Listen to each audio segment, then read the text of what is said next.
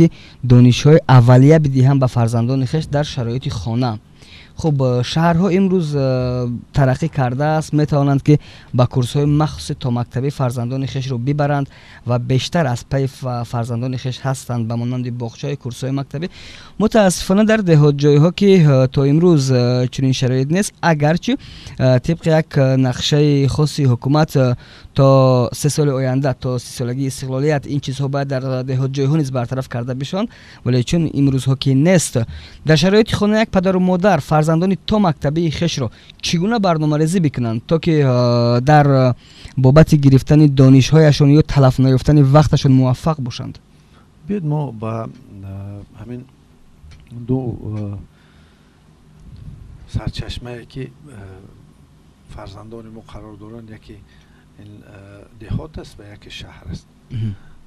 ما با خود بیا سوال بدهیم چرا بچه های دهاتی بیشتر با آدابند، بیشتر کارهای را میکنن که مثلا گپگیر هستند، اون منفیت آور هستند بیشتر، و اکثر آنها چون به شهرها میبیان آموزش میکنن، کسب میآموزند و فرهنگ شهر را میسازند. ولی ما ببینیم که در بچه های شهری اندکی این چیز چی است؟ مشکل تر است. بیشتر با اطلاعات هایی که میرن که خودشون میخوان بیشتر آزادتر هستند، بیشتر کارهایی رو میکنن که آنها در درون آن کارها بعضی چیزهایی هست که راحت افزا هستند، راحت بخش هستند. ولی ما برعکس در دهات میبینیم، یعنی که در دهات معنی ندارد که بچه مثلا که در دهات کلام میشد بی نظارت است، و از خوردی با کار، با باغ، با زمین، با چاروا و بسیار چیزهایی که در دهات هست سر و کار دارد. این هم دانش است. مثلا دهقانی هم کسب است، یا که چاروا و پروری هم کسب است، یا که تجارتی مثلا چاروای دهقانی دیگر چیزهایی که پسانتر با اینه که بازارهای شهر را پر میکنند، یعنی که بیکار نیستند. ولی یک چیز است که در اونجا در هر یک دهه معلمی است که زبان انگلیسی میداند، زبان روسی میداند، و در هر مکتبی که در تاجیکستان ما هست یک صنفی کامپیوتر هست. انا همین سه چیزه، معلمانی که تخصص های زبان رو میدانند، یا که مثلا علم های دقیق رو میدانند، و همین زل های کامپیوترهای صنف های کامپیوتری هستند، همین ها در دهات درست استفاده برده نمیشن. باید پدر و مادر با همون معلمی که زبان میداند باید شرطنامه بندن و با اون مبلغ معین جلو کنن تا فرزندان اینها رو دست بدن، چون این قریب که نمیکنن. مسئله دوم، این مسئله در هر دهات یک معلمی است که ورزشگر خوب است و میتواند که جسماً آنها رو تیار کنند، یا که باغبان است، یا که یک دهقان است که بسیار دهقان پیشرفته است و توانسته است که تجارت خود را جابجا کند و مثلا با بازارها مال و اشیاء خود را برآورد و با شاگردی گذاشتن کودکان است که پیش این چیز رو میکردن کو.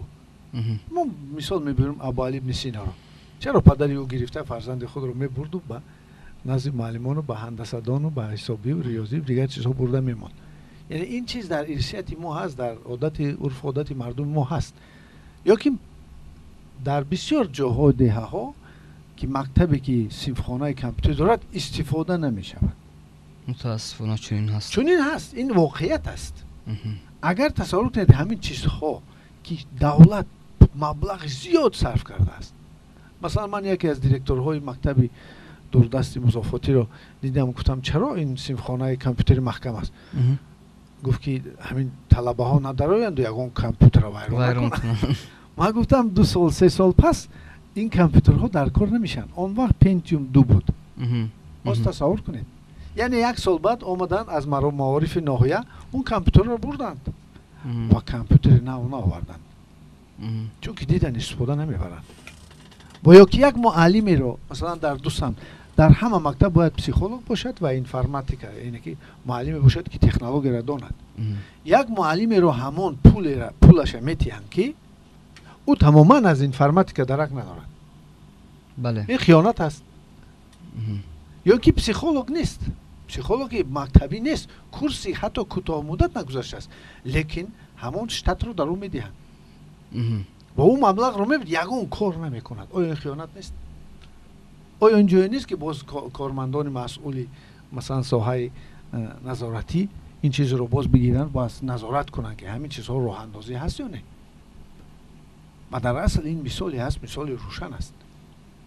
اگه تصور کنید که مثلا بچه می درآید، او رو میگیرن نشان میدهن، طلبه رو که این تکمچه رو زیر کن فلان میشد نشان میدهن، ولی بچه شوق دارد در بازی.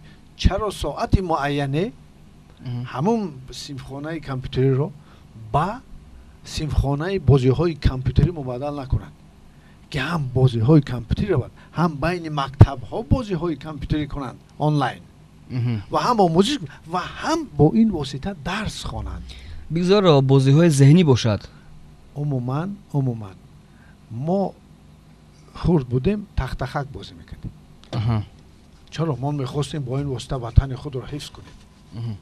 یعنی این معنی نیست که ما منع کنیم آنها رو بازی هایی که پرانک دارند. فقط بازی هایی که زوراوری و زامبی و بعضی چیزهایی هستند که در تحت شعور کودک میتوانند زیان برسانند، اینها رو منع کردن لازم است. دیگر بازی ها بگذار کنند. بگذار بازی هایی کنند که اینتراکتیوی هستند. بازی هایی هستند که عقلی هستند. بازی هستند که احساس، بازی هایی که کافت و کاو رو کودک رو مجبور میکند که کافت و کاو کند، راه برآمد رو از آن نشان دهد. این واریانت کلاسیکی آموزشی که در بعضی مکتب‌های ما هست که کتاب خوان، کتاب رو الکترونیک کردن در کار. بعضی حالات چنان کردن در کار که در بگذار در معارف ناحیه باشد که از روز شود که درس رو بهترین معلم با واسطه آنلاین درس اینترنتی با تمام مثلا ناحیه بتید یا با تمام جمهوری. چرا چونه نشود؟ ممکن است. یعنی که تکنولوژی رو استفاده بردن در زندگی آموزش حاضره، این موجب سبب پیشروی جامعه میشد و ما در مدت کوتاه میتوانیم به زینه اون خلقای برسیم که در سطح تکنولوژی قرار دارند. تشکر میکنیم از شما و شنوندگان عزیز. برنامه گفتگوی ویژه است در موضوع دانش. خب محترم دکتر، همینجا در بابت پسیخولوگ ها شما اشاره کردید و بسیار هم در این بابت من میخواستم که یک چند دقیقه وقت خویش رو ببخشیم. خب در اکثر مؤسسه های تعلیمی خصوصی یا اون مؤسسه هایی که طریق مبلغ تحصیل کرده می شود، پسیخولوگ ها تأمین هستند. یعنی یکی از سمت های عمده فعالیتشون رو داشتن پسیخولوگ آنها میدونند. خب میخواستم همینجا برای اکنون شنوندگان و شاید کارمندان ساحه معارف میخواستم روشن‌تر کرده شود که یک پسیخولوگ در بابت دانش اندوختن محصل چی سهم داشته میتواند یا تا کجا سهم گذار بوده میتواند؟ درست، بسیار سوال خوب است. تصور کنید که طلبه ها، دانشجویان یا کسانی که آموزش میکنند، اینها با واسطه مغز سر آموزش میکنند، معینه سر آب میکنند. اما تصور کنید که طلبه با واسطه روانشناس، پسیخولوگ خودش میشناسد، طرفهای بقوتی معینه سر و طرفهای سستی معینه سر خود را میفهمد، خصلت‌های بد خود را میفهمد و خصلت‌های خوب خود را میفهمد. این چیز رو، خودشناسی رو با او یکم روانشناس میدهد. ما میگیم خودشناسی ملی. خودشناسی ملی البته از تحریزی برنامه‌های روانی سر میشد که در معنی او میشود. همین چیز نباشد و خودش نمیشناسد، خودش درک کردن نمیتواند. برای چی نگفتن، بیهوده نگفتن که در دین که خودشناسی خداشناسی است. تصور کنید این قدر سخنی با قوت است. در خودشناسی روانشناس کمک میکند و میبیند که بعضی طلبه هستند ذهنشان کند است، خاطرشان سست است. بعضی طلبه بیشتر با دیدن میآموزند، بعضی طلبه ها با شنیدن میآموزند، بعضی طلبه ها هستند با نوشتن از خود میکنند. این چیزها رو روانشناس روشن میکند و آنها رو میفهماند که این طلبه در نتیجه گذراندن فلان تست ها قابلیتی مثلا جسمیش بیشتر است، این رو بیشتر با درس های جسمی که تعلیم مهنت، تربیت جسمانی، چیزهای ورزشی دادن نکن و در برابر این بیشتر بخواند درس‌های دیگر رو، ولی تمایلش میل این طلبه بیشتر به این درس‌ها و خود گروه معلمانی که به اون سو هستن او رو میگیرن و تربیت میکنن. ما از یک آدمی که ذهنی باشد میل علم‌های دقیق دارد ما از او فوتبالیست تیار کردن نمیتونیم، چون که او زمینه ندارد و او در آنجا بدبخت میشود. یکی بگذار فوتبال کند برای شوق، برای که یک رغبت، برای حالت سلامتی جسمی خود رو نگاه داشتن و ایواز کردن کار معینه سر تا که معینه دم گیرد. یعنی نقش روانشناس بسیار بزرگ است در این مسئله و اکثر مکتب‌های من میبینم در آنجا شتات رو معلم میگیرد که عموما درباره روانشناسی درک ندارد. اینقدر روانشناس تیار میشود. تصور یک روانشناس میتواند 5-6 مکتب را دست دهد، یعنی که از لحاظ روانی تامین کند و از 5-6 جا اگر او ماهانه گیرد خیلی ماهانه خوب میشود و این میتواند سبب اون شود که زندگیش رو خوب کند و کارش رو درست کند و این نمیتواند با یک روانشناسی که با او مثلا یک نیم شتات هست در هر مکتب با او بعد مجبور میشوند که با معلم رو وابسته کنند. اگر روانشناسی که دانشگاه ما رو ختم میکند، دانشکده مثلا معلمی رو ختم میکند، از دانشگاه اسلاویانی رو ختم میکند، در اونجا هم مثلا روانشناسا تیار میکنند. اینها رو اگر از کار از چند جا کار تامین کنند و در برابر این کارهای دیگر رو با آنها واگذار کنند و آزاد مانند آنها را، مثلا مسئله های رسمیت از بین میرد که فلان ساعت بیاد و در فلان بعضی سو، این موجب پیشروی که مکتب های ما میشه. طبق معلومات شما آیا روانشناسان همین گونه زیاد هستند که مثلا بسندگی بکنند و با مکتب ها خدمت بکنند؟ به خاطر که ما چند یک سال تقریبا پیش بود برای کدام یک برنامه همون روانشناس نیاز پیدا شد بر روانشناس، ما از معارف خواهش کردیم، از شعبه معارف پرسان شدیم و از چند نفرانی که شناس ها بود مثلا در ترسانزاده خیلی هم انگشت نما است یا حتی پیدا نشد. همگی 2 نفر ما رو، یک نفر از کالج تکنیک، یک نفر از کالج آموزگاری پیش یعنی که راهنمایی کردن. ما تماس گرفتیم، حتی اونها نیز نخواستن با ما همکاری بکنند به خاطر که موضوعی که اونجا ما پیشنهاد کردیم گفتند که ما آماده نیستیم. هدف یا مقصد چی؟ آیا خودی همون دانشگاه ها در همین سطح روانشناس آیا تیار میکنند که مثلا جوابگو باشند؟ البته تیار میکنند، ولی یک چیز است، هنوز برنامه های روانشناسی که حالا در تاجیکستان میرن، به فکر من یک سال درس دادم در دانشگاه ملی دعوت شده بودم. اون برنامه هنوز برنامه زمان شوروی است. در این 20 چند سالی که شوروی نیست مردم دیگر شدن، طلبات های ذهنی و طلبات های انتلکتوالی احساسی مردم دیگر است. این البته این مشکلات هست، ولی مسئله مهمی که اولا که پرابلمی که روانشناسان روبرو میشن و اکثر روانشناسان اینجا ختم میکنن چون که کافدره ها هستن تیار میکنن، خارج میرن، یعنی که بررسی میرن و در اونجا این علم بسیار چی دارد، بسیار در یک سطح معین خریدار دارد که البته برای این من پیشنهاد کردم که اگر امکاناتی مبلغ خوب دادن با آنها نباشد، میشد که بعضا نمیشد، بگذار در چند مکتب در چند جا آنها مسئول باشن و ساعتهای معین رفته مکتب معین کند که این همین طلبه یا که این سست است، این خاص پرابلم های جنگی شده است که با این طلبه ها میشد متاسفانه، یا که معلم با طلبه ها مشکلات یا پدر و مادر این پرابلم ها رو حل میکنند روانشناس. برای همین مسئله دانش هم هست، سطح دانش، ولی اساسا مسئله اقتصادی است. بگذار کمتر آزادتر مانند در مسئله رجای کاری آنها، آن وقت من فکر میکنم که درست میکنن. برای در همه مکتب نیم ستافکا کار هست، من فکر میکنم که این چیز بسندگی نمیکنن. خب تشکر میکنیم از شما و همینجا 2 سوال قبلتر ما در بابت اون پرسیدیم که نفرانی که میخواهند فرزندان خویش را در زینه تو مکتبی дар шароити хона бо онҳо кор бикунанд ва майли онҳоро бедор бикунанд ба дониш омӯхтан, хоҳишотҳои онҳоро боло бубаранд то ишқ пайдо бикунанд, алоқа пайдо бикунанд ба дониш, ба китоб, ки албатта фикр мекунам солиёни зиёд шудааст ки ин мавзӯъ яке аз мавзӯъи доғ аст ки чаро мардум китоб намехонад, чаро мардум аз китоб дур аст, чаро мардум аз дониш дур шуд ва натиҷаи ё самт ё аломати шубҳаи онҳоро ҳам бингарем агар мешавад гуфт ки то ҷои ҳақиқат дорад. чун агарчи як самтро шумо инҷо бисёр хуб ишора кардед ки як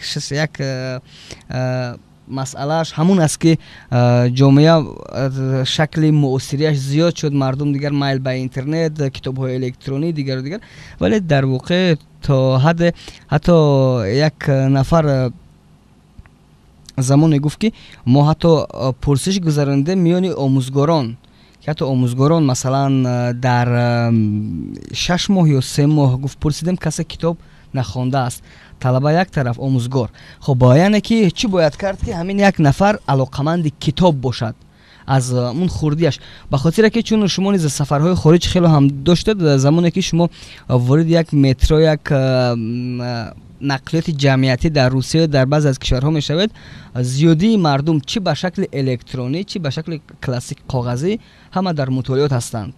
дар боғ масалан, дар парк, дар паркҳои мо одатан кам дида мешавад ки як нафар рӯзнома ё маҷалла мутолиа бикунад, дигар маълум аст ки ба кадом кор ҷавонони мо бештар шуғл доранд.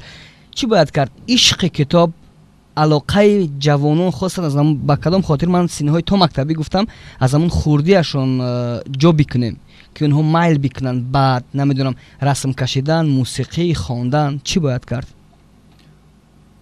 مثلا در شرایط چی دهات چی شهر پدر و مادر باید با متخصصان همون ساحه‌ای که میخواهند، مثلا رسم کشی باشد، زبان آموزی باشد، کتاب خواندن، معلمایی که مثلا حتی که درس میتین صنف‌های ابتدایی رو با آنها رفته مصلحت کردن در کار است. این یک مسئله است. مسئله دوم، واسطه های اخبار عامه باید با شکل نهایت سخت، با شکل نهایت جدی ترغیباتی کتابخوانی را کنند. مثلا ما وقتی که میبینیم کینوها ایجاد میکنن، فیلم ها ایجاد میکنن، صحنه هایی که گوناگون در تلویزیون و اخبار در بسیار چیزا میبینیم، در رسانه های خبری میبینیم که بیشتر که غیر رسمی باشن، بیشتر چیزهای احساسی دارن، احساسات انسان را بیدار میکنن. اینها همه سبب اون شده است که مردم ما در این حالت احساسی با مغز راست، نیمکره راست زندگی میکنن. در اینجا اگر به مدت 1 سال اگر ترغیبات به شکل لازمی به واسطه متخصص گذاشته شود که این به واسطه تلویزیون رد بسیار چیزها اگر چی شود، رسانه‌ای شود و کسانی که به این کار بیشتر داده میشن درباره آنها بیشتر اطلاعات داده شود و ببینند که در حقیقت دانشی که آنها میآموزند، زندگی آنها رو عوض کرده است. مثلا یک شخصی رو میگیریم که 7 زبان رو از خود کرد و زندگی او خیلی بهتر است. انا از این حساب ما گفتم میتوانیم که این سبب آن شد میشود که ما با آنها تقریباتی طرز حیات رو میکنیم و همین آموزش زندگی آنها رو عوض میکنند. همین افضلیت، همین کتابخوانی رو پریاریتت کردن، همین کتابخوانی رو موجب پیشروی زندگی کردن سبب خوبی روزگاری آنها میشن. من فکر میکنم که هر یک پدر و مادر در این چیز خوب درک میکنن، خوب میفهمن که باید از خردی به کتابخوانی فرزندان خود را باید عادت کنند و خود پدر و مادر هم باید بیشتر به کتابخوانی مثلا میل کنند و این سبب آن میشود که کودکان از این عادت میکنند و تقلید میکنند. در خانه کتابخوانی نیست آنجا پدر و مادر هم کتاب نمیخوانند، ولی ما میدونیم که با راه‌های گوناگونی کتابخوانی هست. کتابخوانی است که حتی که یک فیلم رو نگاه کردن این یک کتابی حکایه رو خواندن است، یکی فقط شکل آن ویدیویی هست و البته باز مهنت کردن در این مسئله کتاب‌های الکترونی شوند، مهنت کردن در این مسئله که کتاب‌ها اودیویی شوند، گوش کرده در راه رفتن، کتاب‌ها مثلا راه‌های گوناگونی حاضر است، ولی ما گفتن نمیتونیم که مردم کتاب نمیخونن. مردم کتاب میخونن، فقط واسطه کتابخوانی از خودکنی اطلاعات گوناگون است.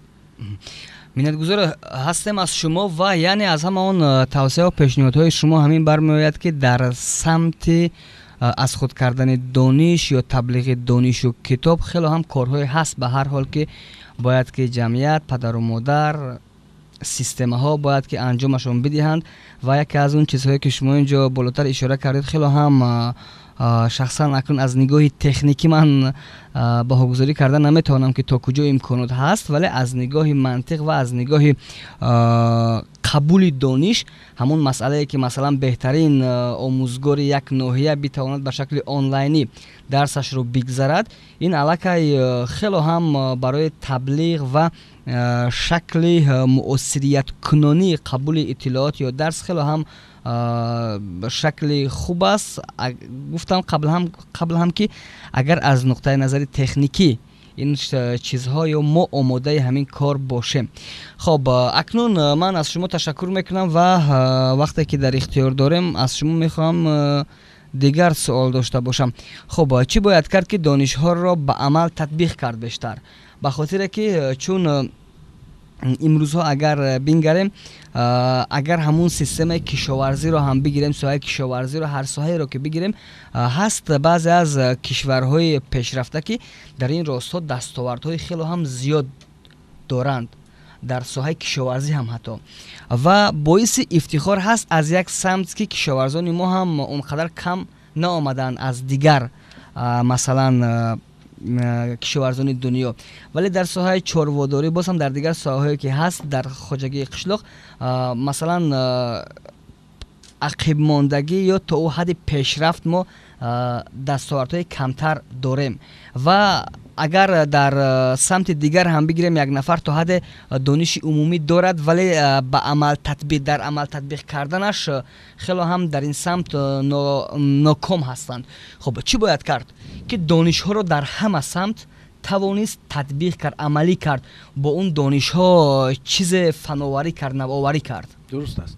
در ما میگن که علم بی عمل زنبوری بی اثر. بله، این از اول گفته شدم، چون باز بزرگواری گفته است که علمت به عمل چیار گردد قدر تو یکی هزار گردد. این چیزها بودن، از اول بودن و حالا ما میدونیم که دو نمود آدم هستن. آدمانی هستن که نظریه‌چی هستن، تئوریک هستن، آدمانی هستن که پرکتیک هستن و تئوری رو نمیدونن و اینها با هم دیگر دویم زید هستن. این میگوید که این یک مثلا برای ما اینقدر تکنولوژی حاضر رو به دست بیاریم، قریب 200 سال فیزیک های نظریوی تئوریتیک فیزیکا در اروپا عمل میکرد. از آنها یگان چیزی نبود. آنها بعضی قانون‌ها می‌برآوردن، ولی اکادمی علم‌های اون دولت‌ها با آنها مبلغ خوب میداد. لیکن آنها فقط عقیده و ایده‌ها میگفتند.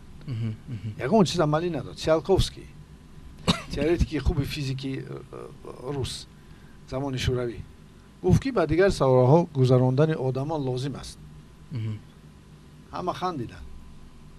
تنکین امکان نیست با دیگر سیاره گذراندن. لیکن بینید کوالیوف حتی اون گفت که با وسیله راکت، کوالیوف راکت را ساخت، ولی کوالیوف خودش نپرید. سه آدم پرید گگارین. در اساسی نظریه عملی شد و کسی با پیدا شد که این تطبیق کردیم. از این بر می‌آید که همه نمود دانش خوب است، کدام نمود دانش نباشد خوب است. کسانی هستند که اون دانش ها رو پسانتر عملی میکنن، ولی اگر دانش هایی که امروز مردم در مسئله روزگار و زندگی دارند آنها رو اگر در جمعیت خود در زندگی خود تطبیق کنند سبب پیشروی می شود. برای این چیکار باید کرد؟ باید قدر دانش خود رو بدانند. دانش اطلاعات قدر دارد و یکی از سبب هایی که مردم ما نمی توانند علم های خود رو عملی کنند این به قدر دانش خود نمی رسند. دانش رو باید قدر کرد و این تصور کنید مثلا ما رو در کوچه نگاه می دارد و یک شهروندی و می گوید همین یک چی پرسیدنی هم نه گوید همین فلان چیز این خیلی است. من میگویم که حاضر من جواب تیم شما عملی نمی کنید کم تا رو میشه فایده ندارد، لیکن من جای کارم است. جای کارم بیایید رسمیت من شما در حالت کاری معینه سر قرار دارم و بهترین اطلاعات به شما میدیم. این سبب آن میشود که هم دانش من در کاری میشد و هم دانشی، یعنی که شما اینو عملی میکنید و زندگی خود رو دیگر میکنید. معنای قدر کردن اطلاعات معنای آن رو دارد که اطلاعات نگهداری دارد، اطلاعات وقتی در کاری دارد که اون رو دادن در کار، و اطلاعات مکان دارد که آن رو عملی میکنند. مثلا من اطلاعاتی درباره فوتبال داشته باشم و آن رو رفته به دهقانی که پخته کش کرده ایستاده است من درباره فوتبال گپ زنم. یعنی که مکان دانش رو باید بدانند در کجا استفاده میبرند و دانش های بگیرند که امروز جمعیت به آنها طلبات دارد. انا این چیزهای نازکی هستند که سبب عملی شدن دانش آنها می شود. مثلا حتی که ادبیات، درباره ادبیات دانستن، درباره مثلا نقطه نظر ابو عبدالله رودکی درباره دانش اندر دل چراغ روشن است. یعنی که دانش چراغی است که زندگی روزگار انسان را روشن میکند، همه چیز با او میفهمد. باز جوشن است، یعنی انسان محافظت میکند. دانش را جمع میکردن میگفت ابو عبدالله رودکی گفته است. ای سنگ رفته دانش گرفتن آوردن، یعنی که باز خرانین نگهداری دانش گپ زد. یعنی که در همین یک شعر رودکی تمامی که فلسفه دانش گفته شدگی است. انا همین اگر ما با شکل معاصر امروز گپ زنیم، خیلی میگه دانش چخیل در تن دو جفشن است. انا من دانستم، آخر دانش را گرفتم، برانژلت ساختن، خانه های خوب ساختن، چیزهای ساختن که آن محافظت میکند انسان، لباس ها گرفتن، مثلا یک بافته های یک متریال های ساختن که سبب بهترین لباس ها شده است امروز. یعنی که این را فقط کسان لازم هستند حکمت شناس که دانش های کلاسیکی و دانش های کدام آدمی که دارد آنها را گرفته و به شکل امروزه معاصر کرده، فرمت آنها را دیگر کرده و جمعیت وزیر پیشنهاد کرده لازم است. تشکر میکنیم از شما شنوندگان و بینندگان عزیز. از شما نیز تشکر میکنیم که تا این لحظه ها ما را همراهی میکردید. خاطر رسان میشم که برنامه گفتگوی ویژه از کریم موج صدای سه به طور مستقیم با دکتر محمود کبیرزاده متخصص طب شرق و روانشفا میشنیدید در موضوع دانش. شکل تلویزیونی این برنامه را هر هفته روزهای جمعه و یک شنبه از طریق تلویزیونی ریگر ساعت 20 میتوانید که بیننده باشد. خب با اینجا از دکتر باری دیگر اظهار تشکر خاص میکنم برای آنه که در یک موضوع بسیار مهم برای جامعه ما معلومات طول تقریبا 1 ساعت دادند و از شما نیز تشکر خاص و شما را تا روز دیگر به خداوند پاک و بنیاز میسپارم. خیر.